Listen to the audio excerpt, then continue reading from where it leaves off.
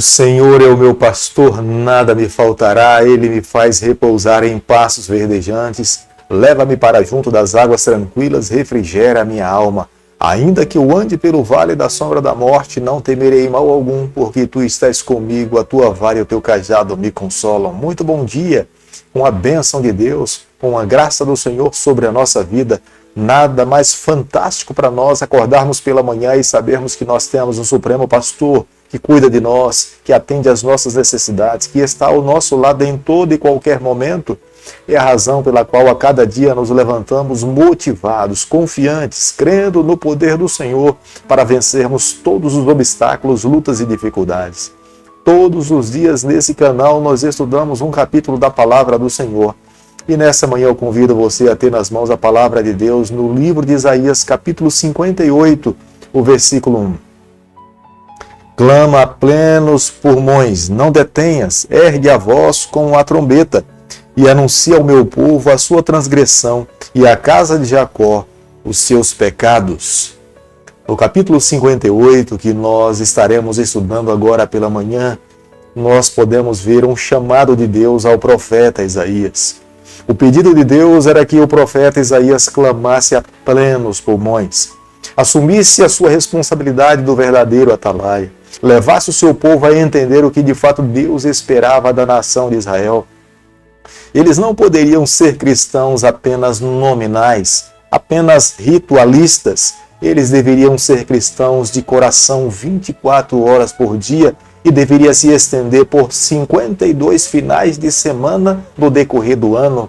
Todos os dias eles deveriam ter a plena consciência de quem a quem eles serviam, de quem era dono do seu coração. Quando fossem à casa de Deus, eles não poderiam cantar simplesmente pelo fato de ver outras pessoas cantando, mas eles deveriam cantar, encher os seus pulmões, louvar o nome de Deus, porque eles tinham certeza que Deus era doador de todas as bênçãos. Seus corações deveriam estar completamente convertidos ao Senhor. Eles não poderiam simplesmente oferecer as suas ofertas pelo fato de cumprir uma ordenança bíblica, mas eles deveriam ofertar um reconhecimento de que estavam fazendo o que Deus esperava que pudesse fazer, corações agradecidos e corações contritos ao Senhor. É a razão pela qual Deus em algum momento pode disciplinar um dos seus filhos, para salvá-los, para levá-los a viver uma vida mais contrita, para entregar o seu coração por inteiro.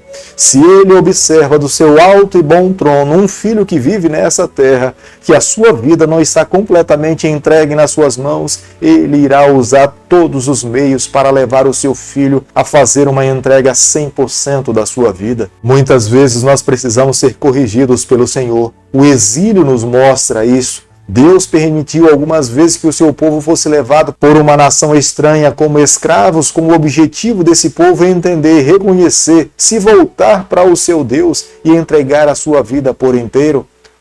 Quando eles estavam no cativeiro babilônico, os 70 anos que eles passaram ali, Deus estava moldando, levando o seu povo a amadurecer espiritualmente, para que vivesse exclusivamente dependente do Senhor e alcançassem a salvação. É a razão pela qual no versículo 1 o profeta Isaías recebe a mensagem de Deus, clama a plenos pulmões. Deus estava querendo levar o seu povo a viver uma vida de arrependimento, confessar os seus pecados, abandonar os males que eles estavam praticando, os postes ídolos e se voltarem exclusivamente para o Senhor.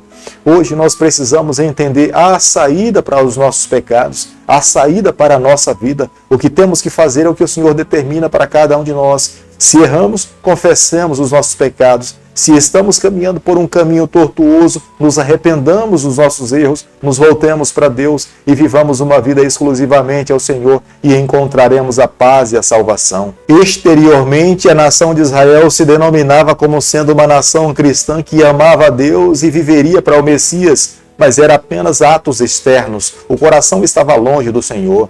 As práticas religiosas não eram de um coração convertidos. Eles não observavam os ensinamentos do Senhor por amar a Deus. Observavam os ensinamentos do Senhor com medo de serem punidos pelo Senhor, com medo das outras nações. mas não havia um amor ao Senhor, não havia uma entrega por completo. O Deus que nós servimos, por conhecer os nossos corações, ele então levava o seu povo a amadurecer espiritualmente, para que as suas vidas pudessem estar entregues nas mãos de Deus, não apenas exteriormente, mas num todo, numa entrega de 100%. No versículo 3 do capítulo que nós estamos estudando nessa manhã, o profeta Isaías pergunta à nação de Israel: por que jejuais? Algumas pessoas acreditavam que o jejum, fazendo com que o seu corpo fisicamente sofresse, eles seriam aceitos por Deus. Mas isso não é verdade. Deus não se agrada de sacrifícios quando o coração não está completamente entregue a Ele. E era o que a nação de Israel estava fazendo. Eles estavam praticando atos de jejuns, acreditando, de acordo com a quantidade de jejuns, eles seriam aceitos pelo Senhor, amados pelo Senhor.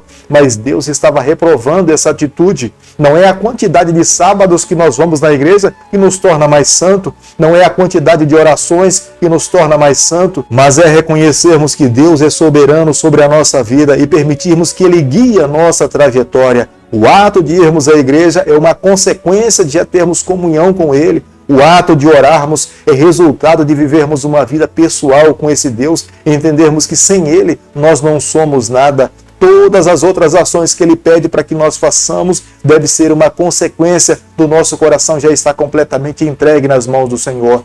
Israel não conseguia entender essas verdades, estavam mais dispostos a praticar ações do que viver uma vida submissa ao Senhor. Isaías capítulo 58, versículo 6, a Bíblia diz o seguinte: porventura não é esse o jejum que escolhi, que soltes as ligaduras da impiedade, e desfaças as ataduras da servidão, deixes livres os oprimidos, e despedaces todo o jugo? O desejo de Deus para a nação de Israel estava agora de uma forma declarada e explícita para todas as pessoas. Deus falava através da boca do profeta que a verdadeira religião que ele esperava que a sua nação, o povo chamado por ele para representar o seu nome nessa terra, vivesse, era amar as viúvas, era cuidar dos humildes, era perdoar as pessoas que lhe ofendiam, é buscar a cada dia viver uma vida de arrependimento. Se porventura se envolvesse com o pecado, não deveriam morar no pecado, mas deveriam fugir do pecado. Os olhos do verdadeiro cristão, daquele que almeja viver exclusivamente para Deus, devem estar mais no céu e menos nessa terra. Este era o desejo de Deus para todos os seus filhos, mas a nação de Israel estava mais disposta a viver para esse mundo do que viver para o Senhor. E Deus tinha que permitir que o seu povo passasse pelo vale da sombra da morte para que eles reconhecessem que há um soberano, que há um Deus que quer salvar os seus filhos e somente vivendo uma vida submissa ao Senhor é que podem alcançar a salvação. Como nós podemos observar no versículo 9 do capítulo que nós estamos analisando nessa manhã, cada um de nós precisamos ser um bálsamo na vida dos nossos amigos, das pessoas que estão ao nosso redor, mas pode acontecer o contrário. Em vez de sermos um bálsamo, nós podemos nos tornar um peso.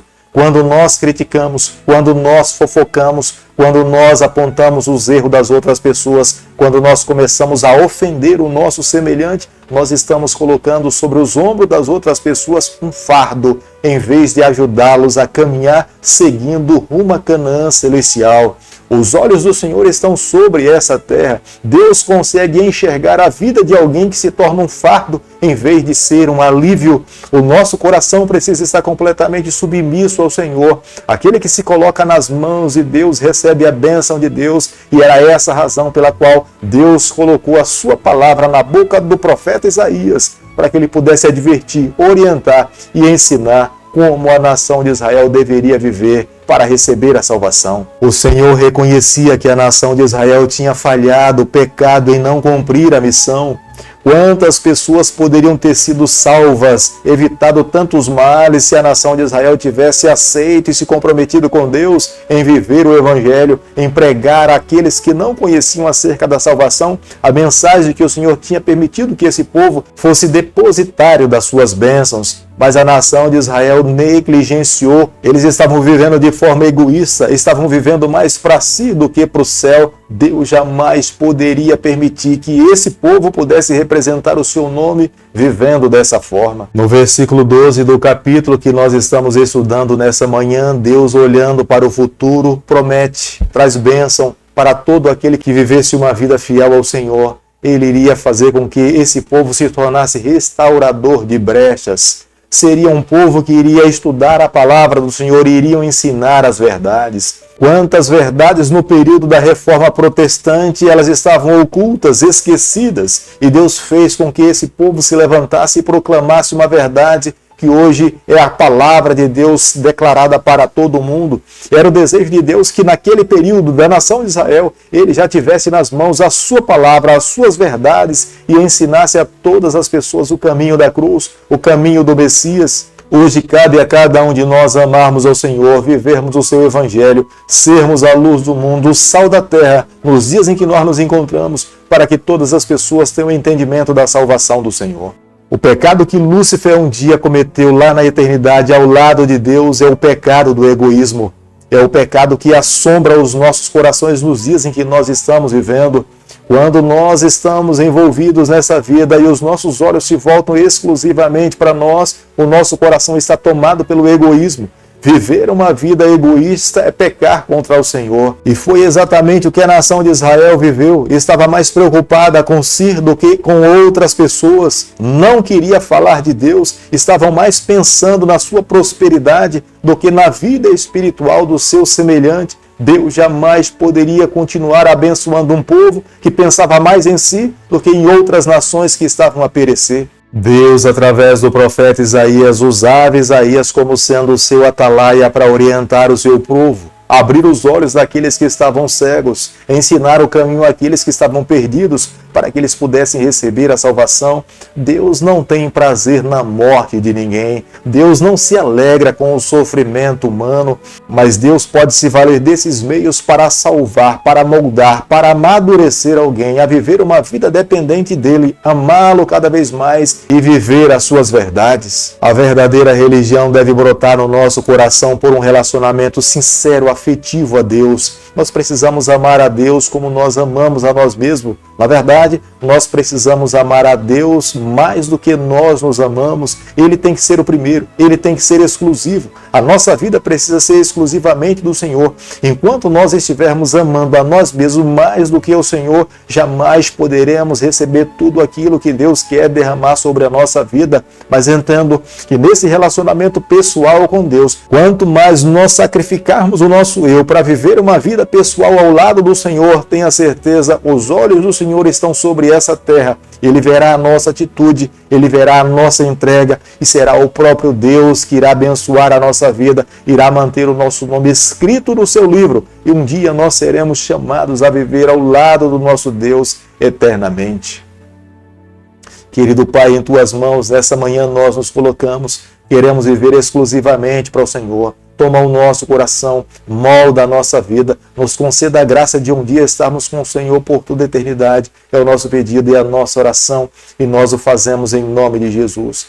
Que o Senhor te abençoe e te guarde, que Ele faça resplandecer o seu rosto sobre você, que Ele tenha misericórdia de você, e sobre você nessa manhã Ele levante o seu rosto e conceda a sua paz, em nome de Jesus. Amém.